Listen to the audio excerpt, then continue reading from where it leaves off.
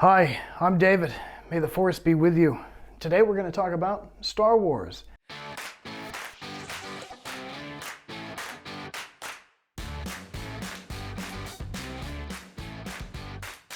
So the first movie launched in 1977, which completely revolutionized science fiction in general, and was the first use of green screen, which actually started as a blue screen, believe it or not.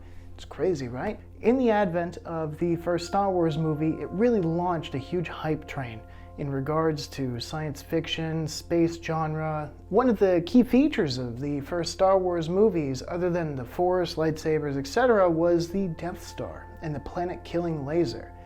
Well, how much power would that really take? Actually, quite a bit if you think about it. There are other ways that we could achieve something like this potentially. So there's something called the warp drive, which was initially from Star Trek, of course, but it was later mathematically deciphered by somebody named Alcubierre.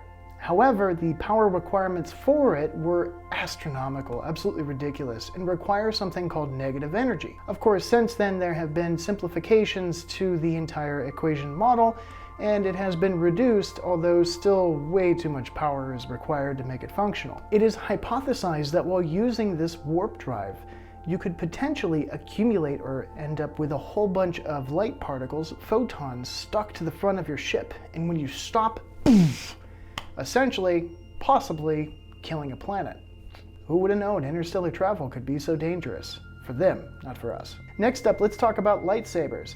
There are things known as plasmas that can be room temperature, hot, etc. The reason that there are room temperature or actually cold plasmas is essentially that the atoms themselves are in a very cold or still state, and the electrons are what's going crazy, which ends up causing a burning effect on the objects outside of it. So you could touch it, so it's still a plasma, it's still very excited, but it's still a cold plasma. It's very trippy stuff. We have a long way to go before we have real lightsabers that can cut through pretty much anything or cause you to lose a hand from your father, but someday, maybe, we'll get there. Hopefully not. Now, this one's going to be a little bit interesting. The topic of hyperspace. What was it?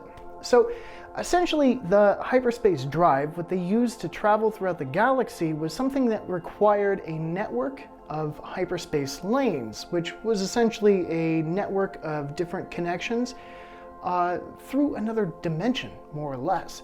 And if they were to be in hyperspace, they would have to drop out of hyperspace or go back to normal space if they encountered gravity. There was one such star destroyer called the Interdictor, which had giant balls on it. There were 4 of them, 2 on each side, and this craft was designed to create a gravity field to force other ships to stop. So hence interdiction. Well, hyperspace is based on a concept of another dimension, which is from something called ether theory, which precluded or came before relativity in general. It's survived and it has some practical applications that have been adapted or reused or recycled, and some of which have been thrown out. Up next, the Force. Well, the Force was this kind of field or this kind of energy that just existed throughout everything. It just permeated the entire galaxy, the entire universe, and Jedi and other individuals could be Force sensitive or use the Force if they had a high midichlorian count, according to the second trilogy released in the 2000s. Essentially what they did was said that if you had this bacteria, midichlorians, in your system, the more that you had, the more access to Force powers you had, for lack of better terms. So the Force, a lot of people assume, is a binary force or field in nature, that there's a good side and a bad side. But if you dig into the deeper lore of the series, it essentially is that the Jedi restricted themselves and didn't give themselves entirely to the Force, whereas the Sith, or the bad guys on the dark side, completely let themselves be overwhelmed by it, just completely consumed. And that was what was destroying their bodies, always disfigured them, made them ugly, gave them scars, made their eyes red, etc. You could basically equate this to coffee. Some people can regulate their use of coffee and some people can't, like myself. And this probably has something to do with your office having a fully functional coffee station. One other topic that comes up a lot is force powers that they use, like force lightning, shooting lightning from their hands. But there's also the force choke, which is what Darth Vader was always using to punish his subordinates. Now, I love this one Robot Chicken skit, if you can find it, of Darth Vader choking a guy out. They had training sessions for their officers, and they would dress up as somebody different, adding like funny glasses with a fake nose, etc. every single time, because according to Robot Chicken, or Seth Green, he didn't actually have force powers. So, it was assumed that Darth Vader was very strong in the Force, and that's why, as a result, he could use a Force power to choke people. Well, the idea of an invisible hand reaching out and choking somebody is a little bit out there, and I can't really think of a way to justify that in physics. But maybe in the future we'll find something that is able to invisibly choke people. But let's hope probably not, for your sake, right?